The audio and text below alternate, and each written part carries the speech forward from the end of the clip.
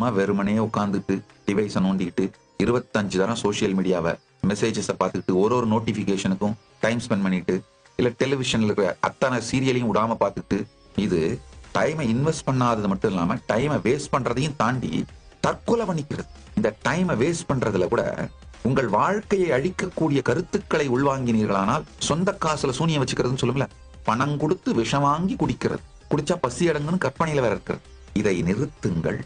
ஒவ்வொரு மணி நேரமும் பிஸியா இருக்கிறது முக்கியம் இல்ல, ப்ரொடக்டிவா இருக்கீங்களான்னு பாருங்க. உங்களுடைய வாழ்க்கையின் குறிக்கோளை நோக்கி செல்றீங்களா பாருங்க. மெயினா நம்ம எல்லாருக்குமே 3 ஆக்டிவிட்டி தாங்க.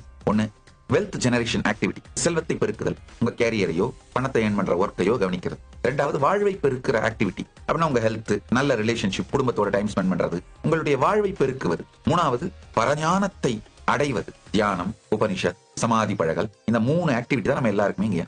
அழகா இந்த 3க்கு மட்டும் ப்ரையாரிட்டி கொடுத்து இதை தவிர வேற எதுலயும் காலத்தை வீணடிக்காம ப்ரொடக்டிவா இருக்கிறதுன்னு பண்ண ஆரம்பிச்சீங்கன்னா நீங்கள் வெற்றியாளரே.